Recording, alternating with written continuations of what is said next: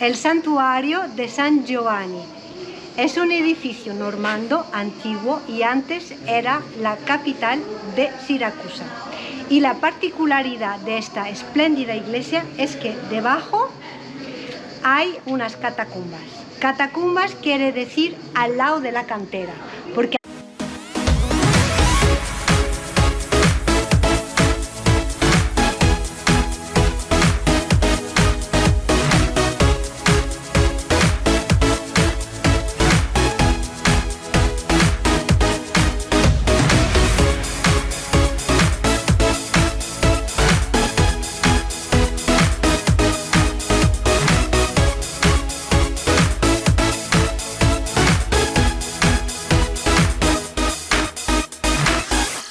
antiguamente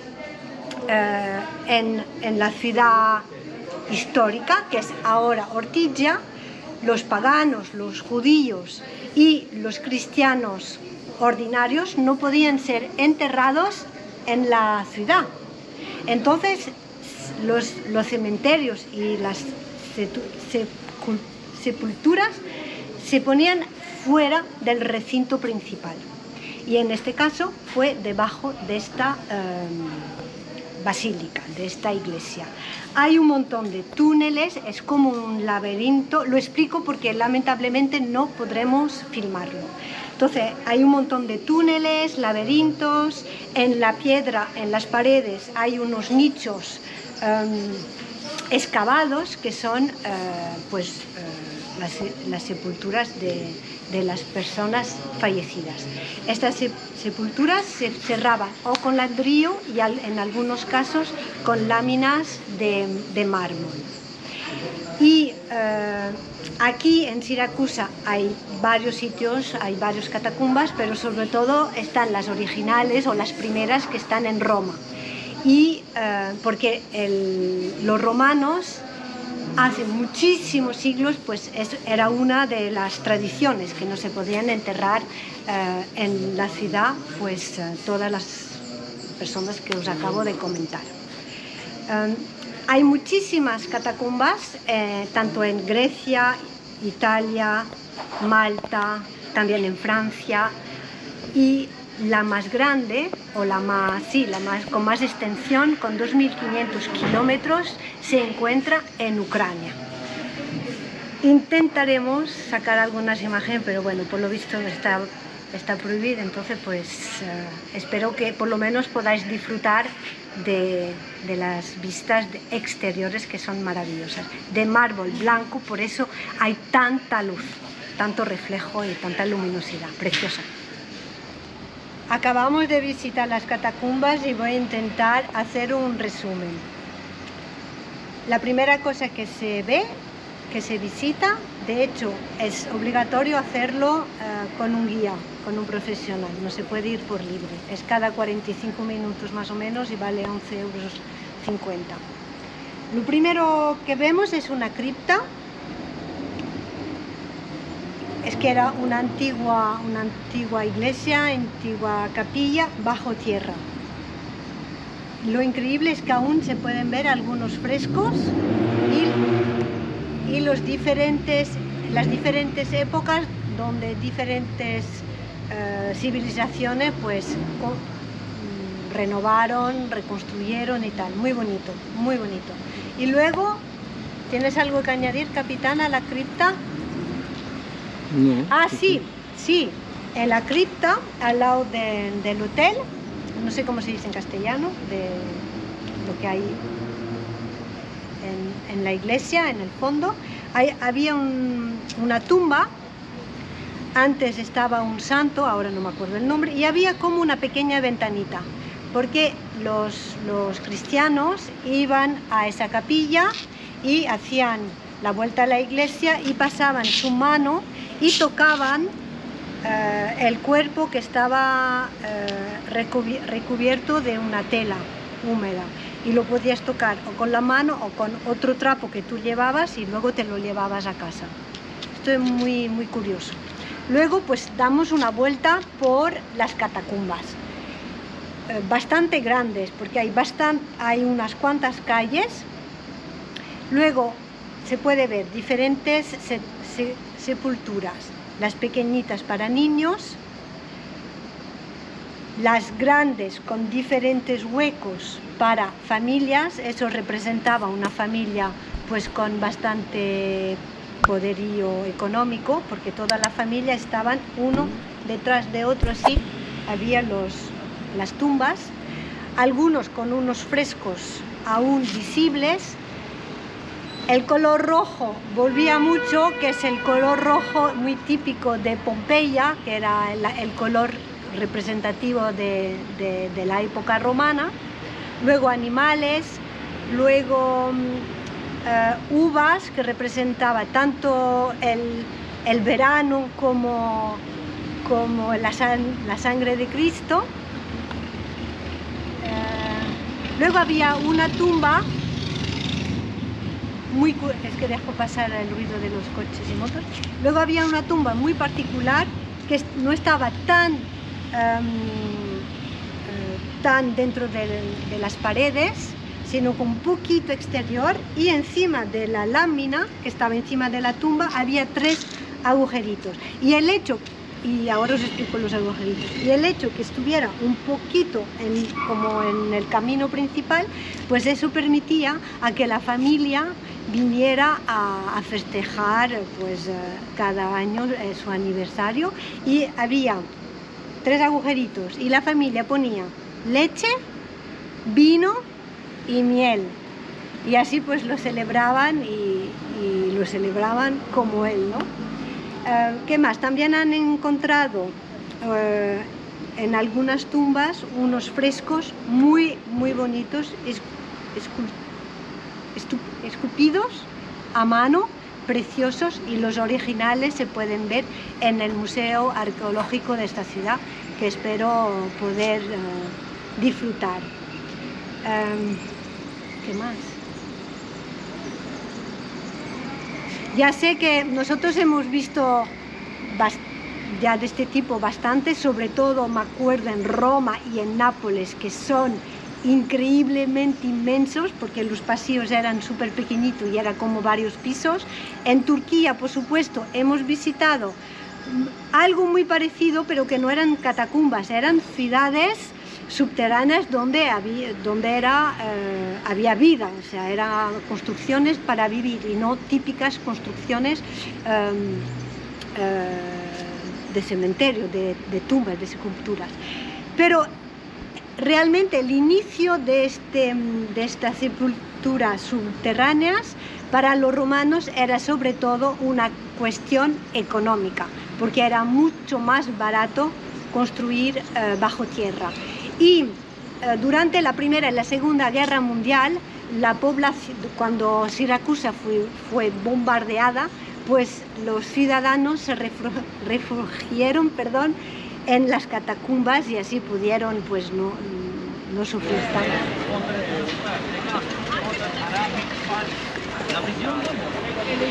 Bueno, es obvio que hemos llegado a Italia, y en una de las cosas en las que nos hemos dado cuenta inmediatamente es en que hemos ido a cambiar las botellas de camping gas, las que llevamos en los barcos todos, ¿no? Y hemos ido a la náutica, es el único sitio donde se pueden cambiar, a una de ellas, y nos ha pedido por el cambio 34 euros por la botella de camping gas. Yo no recuerdo lo que vale en España, dejármelo ahí en los comentarios, o si en vuestros países que vale el cambio, ¿no? Tú dejas la tuya y te dan una llena. Como veis, estoy pasando por el mercado y es sábado, está lleno de turistas. Entonces hemos pasado de pagar 8 euros, 9 euros en Grecia a pagar 34 euros en Italia. O sea, hemos multiplicado por 4, los puertos se han multiplicado por 10. La única ventaja que encontramos de momento es la comida. El mercado de la comida es una pasada. Ahora os voy a enseñar unas imágenes donde vais a ir viendo algunas cosas. Aquí compramos el otro día, pero también nos hemos dado cuenta de que es una turistada, ¿no? Y en el mercado está todo súper bien puesto, súper bonito, con mucha...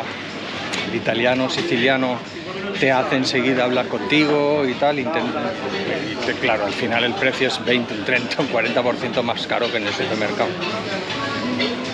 Volviendo al tema del gas, la chica de la náutica, muy amable, como Guille tiene una botella un poco especial de 5 o 6 kilos, una que es doble medida o una medida y media de la normal, le pregunto yo, ¿y dónde podemos recargarla esta, que es un poco rara, para no tener que tirarla o no tener que tal? Porque aquí en Italia esa de medida y media no existe, solo puede ser la de la normal. Entonces nos dice una calle, nos dice, bueno, aquí hay un tío que rellena las de las casas y tal y cual, y que a lo mejor la puedes conseguir ahí. Bueno, pues vamos ahí, pedimos el precio de recargarla, tanto la rara esa como las normales, y nos dice que podemos recargarla por 15 euros. Pero, coño, mira cómo ha cambiado la cosa.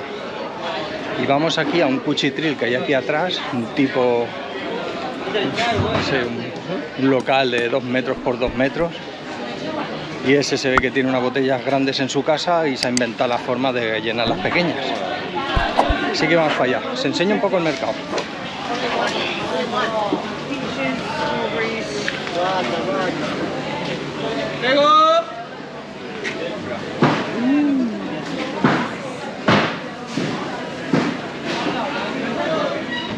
Ahora me encuentro en el barrio judío de Ortigia, llamado Giudecca.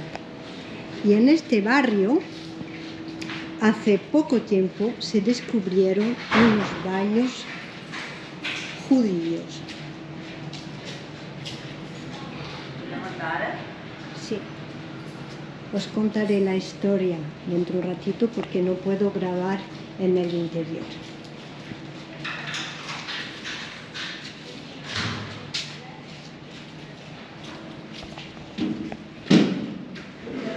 Ahora os explicaré lo que he visto, porque no se puede filmar, pero antes de salir os enseño esto que se ha encontrado abajo.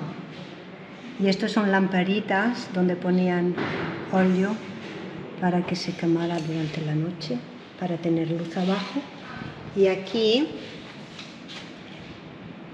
es un reportaje en una revista de Jerusalén cuando se encontró este sitio, hace 38 años. 38 anni, vero? 1986. Sí. Ahora os cuento más, pero es muy bonito, muy interesante.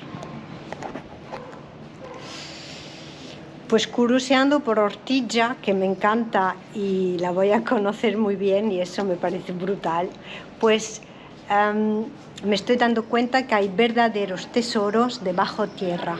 Tanto las catacumbas que he visto debajo de las diferentes iglesias o este baño judío, el baño hebraico que acabo de ver. Os enseño. Perdón por el sol, ¿eh? Este palacete que veis ahora en estas imágenes era un palacio completamente en ruinas. Completamente en ruinas. Una duquesa lo compró hace 38 años para transformarlo en hotel de lujo. Un hotel con pocas habitaciones, muy bonito, típico, rústico. Y cuando hacía las obras, se dio cuenta que había un arco y llamó a los especialistas y descubrió debajo del arco, a 12 metros debajo tierra, esta maravilla. Ahora. Esta es la entrada principal por donde se accede a los baños. Os cuento. Entonces, la nueva propietaria de este palacio vio el arco donde era muy raro que hubiera uno, y investigó. Empezó a cavar. Utilizó 156 camiones para sacar todos los escombros, toda la tierra que impedía llegar hasta el fondo de este espacio, hasta que encontró estos baños. Es un espacio a 10 metros bajo de tierra con 3 habitaciones. En la primera habitación hay 3 huecos o 3 bañeras, no muy grandes, de 1 metro, 1,5 metros, con unos 3-4 escalones, y abajo pues espacio para que una persona pueda ponerse en posición feto y sumergirse. Y hay otras 2 habitaciones con una bañera más. Hay 5 bañeras o 5 espacios en total. Esta agua es pura, no es agua salada. De hecho, para los judíos el agua tenía que ser pura para efectuar lo que os voy a contar.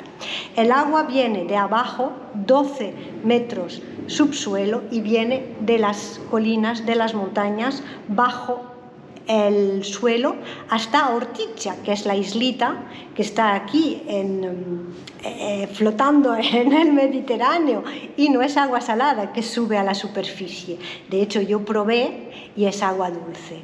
Entonces, estas bañeras servían a los judíos, más a las mujeres que a los hombres. Las mujeres, en diferentes ocasiones, por ejemplo, antes de una boda, después de la regla,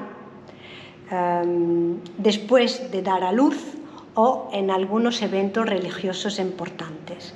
Entonces se bajaban ahí y se sumergían completamente desnudas en el agua 3 veces. Se quedaban unos pocos segundos y 3 veces se metían en el hueco y se purificaban con esta agua completamente pura.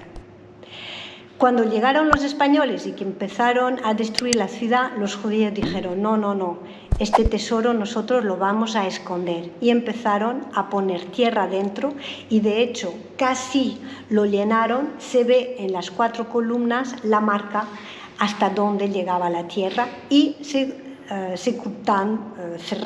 cancelaron la entrada principal para que nadie lo encontrara. Y de hecho, estos baños durante 500 años estuvieron completamente abandonados. Nadie sabía que estaban aquí, hasta que esta señora los descubrió haciendo la obra del palacio. Os cuento esto porque pienso que es importante, porque son los baños hebreicos, los baños judíos más antiguos de Europa. Tanto es su importancia que el Estado de Jerusalén, cuando se encontró este sitio, pues marcó la fecha con un artículo en sus periódicos. ¿Nos parece interesante? Ortigia está repleta de sorpresas. Yo me lo estoy pasando genial descubriéndolas. Espero enseñaros un poquito más.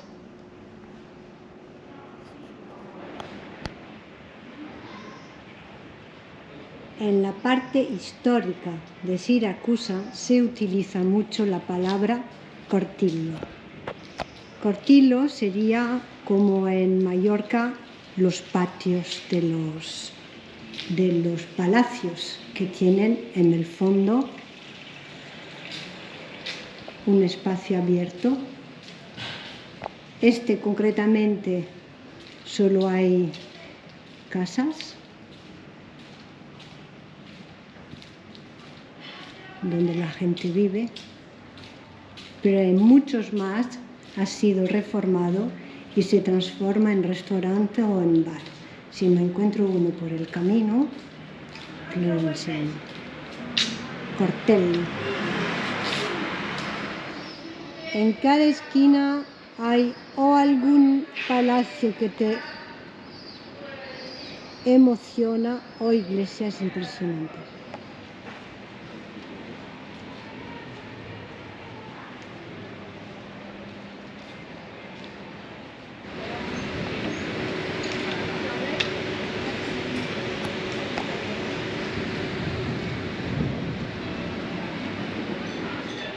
En las callejuelas hay un montón de restaurantes ostrerías y pequeños alojamientos de vacaciones. Acabo de encontrar uno, a Retusa, que lleva el nombre de la fuente, y desde luego es un lugar muy apreciado por los franceses porque está recomendado por el Guide du Routard un montón de años, desde 2009. Un palacio también reformado en hotel, aquí en el centro de la parte antigua. Acabo de entrar en una tienda y Anastasia nos va a explicar realmente lo que significa los dos símbolos de la Sicilia. Dai. Ok, allora, prima cosa la pigna. La pigna. La pigna del pino, quindi un albero sempreverde. Questo significa che indica un'idea di prosperità, di ricchezza, di buona fortuna, di una vita sempre fiorente, ok? Ed è sempre un buon gesto darlo come regalo a qualcuno che acquista una nuova casa o inizia una famiglia, o è anche bene tenerlo a casa propria per buona fortuna, per protezione. Okay? Queste sono in particolare le ceramiche di Caltagirone e sono prodotte dalla famiglia Falcone. Sono specializzati nella realizzazione delle pigne con dei colori particolarmente brillanti, vivi e tutte decorazioni fatte a mano. Okay. Per quanto riguarda questi simboli, queste sono le teste di moro. C'è una leggenda dietro queste teste. La prima leggenda dice che una signora nobile di Palermo, durante la dominazione araba della Sicilia, si innamorò di un uomo arabo, il cosiddetto Moro. Quando però scoprì che il Moro aveva già moglie e figli a casa, per la gelosia decise di tagliargli la testa. E di utilizzare la testa come un vaso per piantare il suo basilico sul balcone. Però, piangendo lacrime di amore, questo basilico crebbe sempre più verde e rigoglioso, quindi tutti i nobili della città vollero i vasi a forma di testa. Ok? Bella storia. La seconda versione dice invece che i genitori e i fratelli della nobildonna, scoprendo questa storia d'amore, tagliarono la testa di entrambi. Okay. In ogni caso questa è diventata una simbologia frequente in Sicilia e in particolare viene utilizzata dai maestri ceramisti di Caltagirone per dare vita a delle creazioni sempre diverse. Quindi ogni artista decora la propria testa in base al proprio gusto. Lo he visto. Sì. Grazie mille. He visto dónde está la tienda, en un palacio, en una calle que sigue la Plaza del Duomo, preciosa. Muy simpática. Y bueno, supongo que el italiano lo entendéis bien, pero el símbolo de estos dos rostros, cabezas, una femenina y una masculina, es el símbolo de Sicilia. Entonces, como ella decía, pues una siciliana se enamoró de un árabe y vivió una historia de amor preciosa con él, hasta que descubrió que este señor estaba casado y tenía mujer y hijos en su país. Entonces ella, celosa y rabiosa por la mentira, pues le cortó la cabeza y utilizó su cabeza como florero y lo puso en su balcón con flores. Pero ella en su balcón lloraba, las lágrimas caían en ese florero, y ese florero era hermoso, lleno de plantas y de flores. Y desde entonces todos los sicilianos, quieren un vaso o un florero con esas características, con la cabeza del Moro. preciosa historia, ¿no? Y ahora os voy a enseñar dónde estoy, porque me encanta esta plaza. Estamos en la Piazza del Duomo. No os la quería enseñar ahora porque quiero venir con el capitán, explicaros muchísimas cosas referentes a este lugar maravilloso. La Piazza del Duomo está rodeada por iglesias, palacios increíbles, algunos en obra, y del fabuloso Duomo.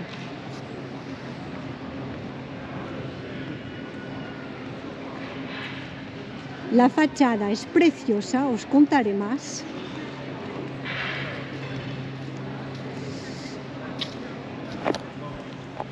Pero lo curioso es que es el templo de Atenea, porque esta iglesia que vemos hoy fue construida encima de un antiguo templo griego. Y mientras todo el mundo se concentra en hacer fotos y sentarse en las escaleras en la fachada principal,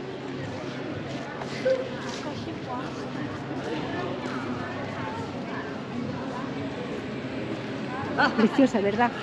Pues yo me fijo en otras cosas. Os lo voy a enseñar. Yo me fijo en que esta iglesia, entonces, la segunda construcción, aprovecharon los cimientos y el resto del edificio griego. Y aquí se puede ver perfectamente el resto del antiguo palacio griego. Y os voy a contar más y os voy a enseñar que aquí una antigua columna, aquí otra, y realmente este palacio, esta catedral, perdón, está construida y aún soportada por las antiguas columnas del palacio del templo griego. Y os voy a enseñar la última que está ahí. Ahora os la enseño.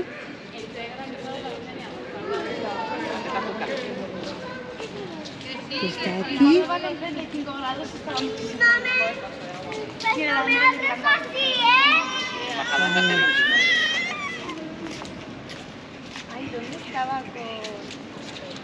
Bueno, chicos, nosotros para la lavandería normalmente vamos a las laundries self-service. Esto lo hago para la ropa, nuestra ropa. Pero cuando tengo mucha cosa, toallas, sábanas y todo, lo que hago es que voy a una tintorería. ¿Veis el mar justo ahí? En Ortigia. Pues la lavandería más cercana es esta. Está a 2 minutos de donde dejamos el dinghy. Y esta es la lavandería. Tenemos aquí a Máximo y a Lucía, que me han ayudado con mi Bueno, acabo de entrar en el Duomo, en la catedral. El capitán no ha querido venir porque hay que pagar 2 euros. Y aquí en Sicilia hay que pagar para entrar en todas las iglesias y el capitán se niega a contribuir a este tipo de gastos.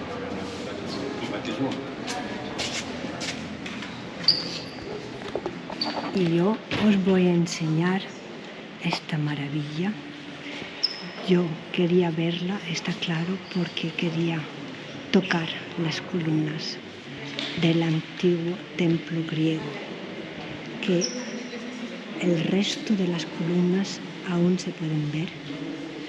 Son las columnas dóricas.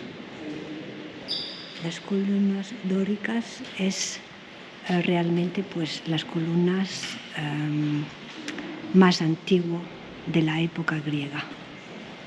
O sea que estamos delante de unas columnas que tienen más de 2500 años. Y la catedral actual fue construida encima del templo griego.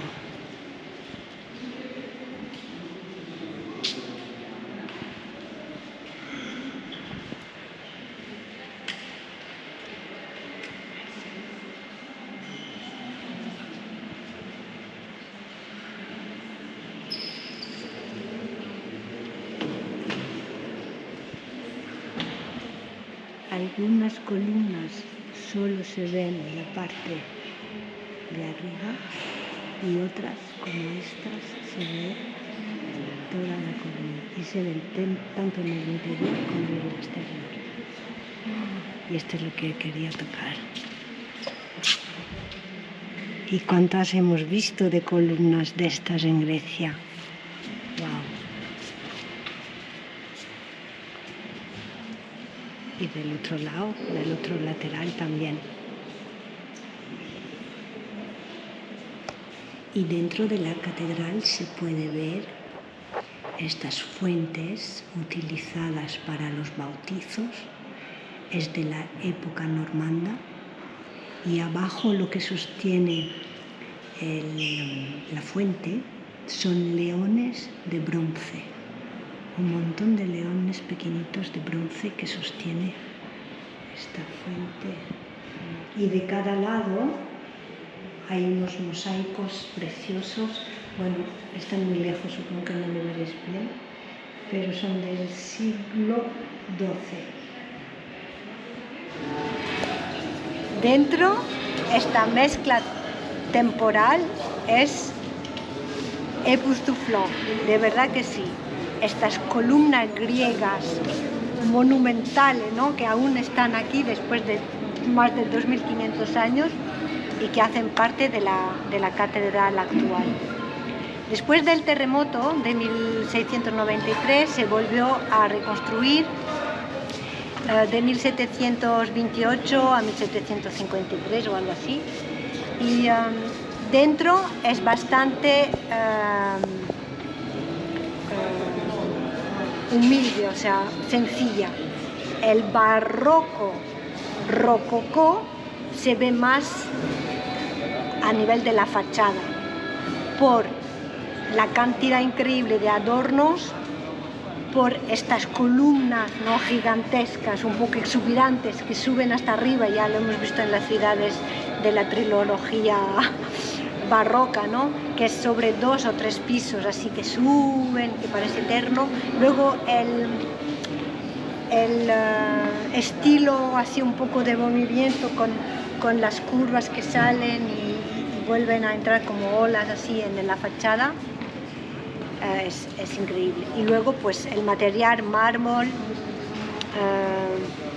que da esta luz que querían dar a esta plaza increíble. A mí es una de las plazas preferidas. Y como las que acabáis de ver dentro, pues fuera en este lateral sí que lo podéis ver aquí. Aquí la base del templo griego.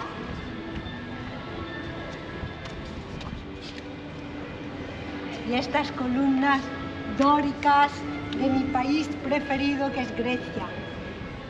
Brutal, brutal, brutal.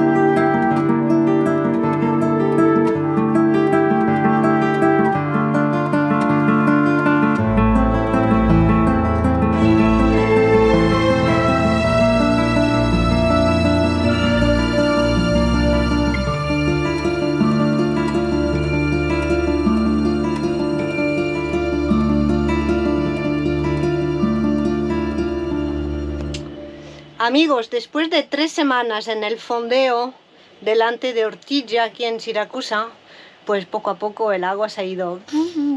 Entonces hemos dicho, vamos a poner agua. Entonces ayer, ahora estamos llenando. Ayer hablé con Gaetano, el responsable aquí de la Marine Yacht de Siracusa. Le he dicho que hoy... Hola, capitán. Hola. Le he preguntado el precio para venir a llenar de agua y es 20 euros por barco. 200. Y lo llamamos por la mañana al 69, Gaetano, venimos y nos hemos acostado aquí al puerto y estamos llenando los tanques. Y os enseño un poquito la marina.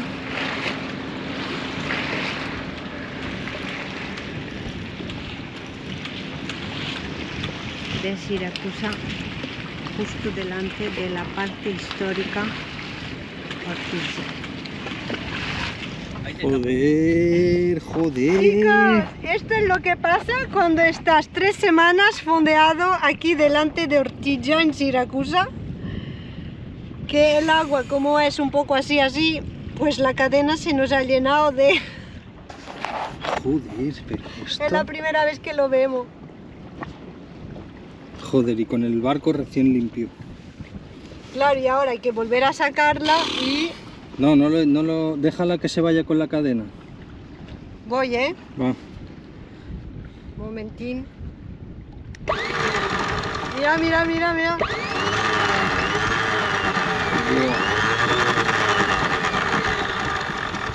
Hostia puta. Los 10 metros que estaban flotando están llenos de... Saca. Necesitan nuestra ancla necesita depilación, urgente. Vale.